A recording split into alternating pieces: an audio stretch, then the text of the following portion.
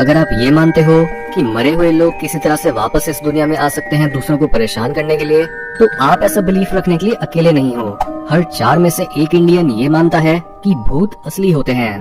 भूत प्रेतों की कहानियाँ हमेशा से ही हमारे कल्चर का हिस्सा रही हैं। साइंस पर आने से पहले अगर हम अपने स्क्रिप्चर्स में भूतों के मेंशंस को ठीक तरह से जीने का तरीका क्या होता है ये फिगर आउट कर पाए, पर इसका एक नेगेटिव आउटकम ये निकला कि बहुत से लोग उन चीजों में भी विश्वास करने लगे जिसका रियलिटी से कोई लेना देना नहीं है।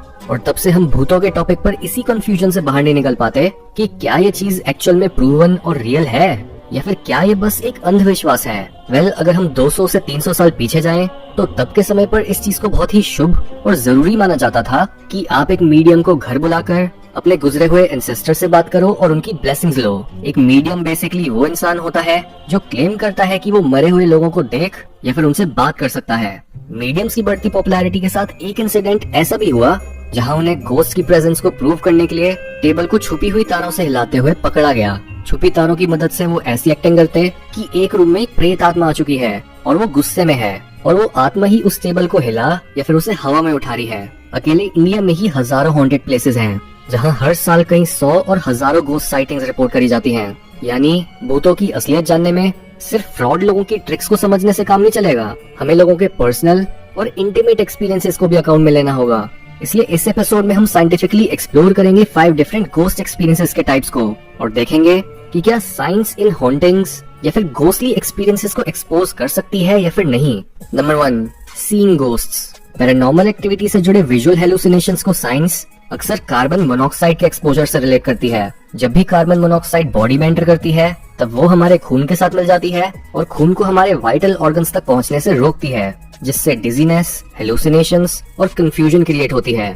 इंडिया में अक्सर ये होता है गैस बेस्ड हीटिंग सिस्टम्स जैसे गैस गीजर्स, कुकिंग गैस वाले पाइप्स में लीकेज या फिर रूरल एरियाज में जो लोग गैस बेस्ड लैंप्स के पास रहते हैं उससे। एक और इंटरेस्टिंग फैक्ट ये है कि इस तरह की टॉक्सिक पॉइजनिंग पुराने घरों में ज्यादा होती है उनके घिसे और पुराने इक्विपमेंट की वजह से।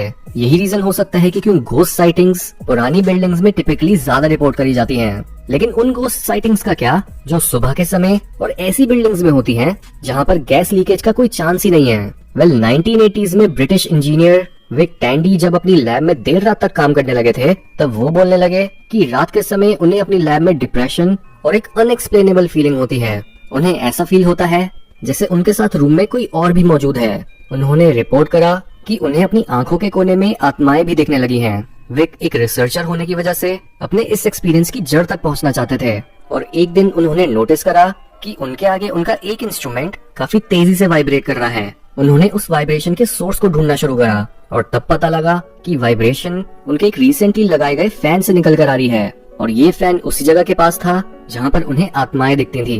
लैब में लगा हुआ फैन अल्ट्रासाउंड को एमिट कर रहा था 19 हर्ट्ज की फ्रीक्वेंसी पर और साइंस बताती है कि जब भी एक फ्रीक्वेंसी इस रेंज के आसपास आती है तब हम इंसानों में टेंशन, डर, डिप्रेशन और पैरानॉर्मल सेंसेशंस बढ़ने लगती हैं। ऐसा इसलिए क्योंकि 20 हर्ट्ज से नीचे की फ्रीक्वेंसी पर हमारी आई बॉल्स भी वाइब्रेट करने लगती हैं और हमें वो चीजें दिखने लगती हैं जिनका कोई असली वजूद नहीं होता। इसका मतलब एक खराब इलेक्ट्रॉनिक डिवाइस भी आपको पैरानॉर्मल एक्टिविटी का एक्सपीरियंस दे सकता है। Number 2, hearing ghosts. छोटे मोटे इंसिडेंट्स जैसे वुडन फ्लोर्स के चटकने की आवाज जो किसी के चलने जैसी सुनाई देती है उन्हें एक्सप्लेन करा जाता है वुड में ह्यूमिडिटी लेवल्स के चेंज होने से।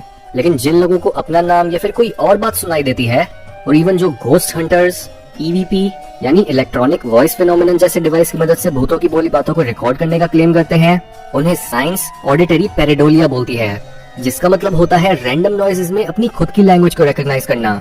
यानी जिस तरह से कई बार हमें बादलों में कोई चेहरा दिखने लगता है वैसे ही कई बार हम रैंडम साउंड्स में भी कोई मीनिंग निकालने लगते हैं। Number 3, moving objects. भूतों को देखना और सुनना तो एक बात है, लेकिन क्या साइंस किसी टच के बिना हुई चीजों की मूवमेंट्स को एक्सप्लेन कर सकती है? हम अक्सर मूवीज में भूतों को ऑब्जेक्ट्स को मूव करते हुए देखते हैं और ये भी कि किस तरह से घोस्टली प्रेजेंस इलेक्ट्रॉनिक डिवाइसेस को खराब करना शुरू कर देती है।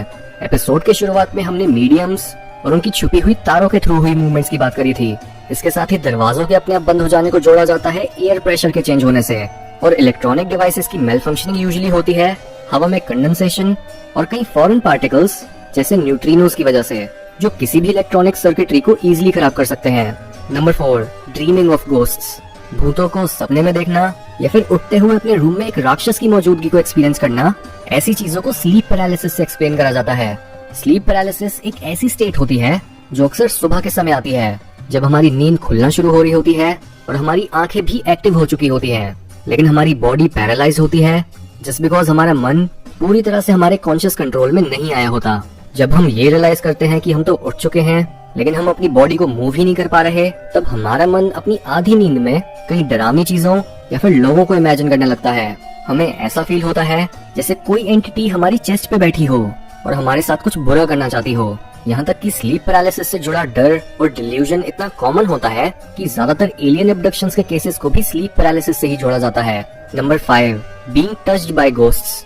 साइंस बताती है कि एक सिचुएशन या फिर जगह का कॉन्टेक्स्ट भी पैरानॉर्मल एक्सपीरियंसेस को जन्म दे सकता है। 1997 की एक रिसर्च में 22 पार्टिसिपेंट्स को लिया गया। 11 लोगों के एक ग्रुप को एक थिएटर में ले जाते हुए ये बोला गया कि वो थिएटर हॉन्टेड है, जबकि दूसरे ग्रुप के लिए वो बस एक नॉर्मल थिएटर ही था। इसके बाद जब पहले ग्रुप से उनके एक्सपीरियंसेस के बारे में पूछा गया, तब उन्होंने बताया कि उन्हें अंधेरे कोनों में लोगों के चेहरे, घूरते हुए लोग, अननोन आवाजें और टच की फीलिंग भी एक्सपीरियंस करने को मिली, जबकि दूसरे ग्रुप ने ऐसा कोई एक्सपीरियंस रिपोर्ट नहीं करा। ये बताता है कि किस तरह से हमारा दिमाग एक डिफरेंट कॉन्टेक्स्ट, यानी ये सुनने पर कि एक जगह हॉन्टेड है, वो खुद ही अलग अलग तरह की सेंसेशंस प्रोड्यूस करने लगता है।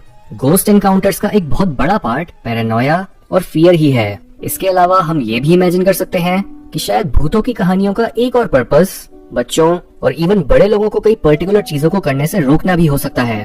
अगर एक रोड या फिर जगह डेंजरस है तो एक पेरेंट अपने बच्चों को डरा सकता है और उन्हें वहां जाने से रोक सकता है, ये बोलकर कि वो जगह तो हॉन्टेड है।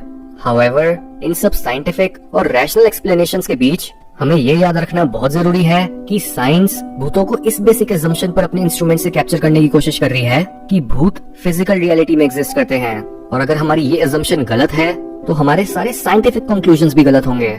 साइंस के एक डेफिनेटिव आंसर के बाद भी भूतों से रिलेटेड बहुत सी ऐसी अजीब चीजें हैं जिसकी कोई एक्सप्लेनेशन नहीं है। भूत से जो लोग पोजेस्ड हो जाते हैं उनका कॉज भी साइकोलॉजिकल डिस्टर्बेंस बताया जाता है, लेकिन उन लोगों का क्या जो फिजिकली और साइकोलॉजिकली टॉप कंडीशन में थे? और क्यों हम भूतों को जानने के लिए सिर्फ साइंस की मदद ले रहे हैं, जबकि फिजिकल रियलिटी के पार जो है उससे सबसे गहरा रिश्ता हाईली स्पिरिचुअल लोगों का होता है। या तो साइंस ये बोलने के लिए बिल्कुल सही है कि भूत नहीं होते, या फिर हम कंक्लूजन निकालने में बहुत जल्दी मचा रहे हैं, और जो लोग इन टॉपिक्स पर एक्चुअल में हाईली क्वालिफाइड हैं उन्हें इस कॉन्वर्सेशन में इंक्लूड ही नहीं कर रहे। आपकी इस बारे में क्या राय है? कमेंट्स में बताओ।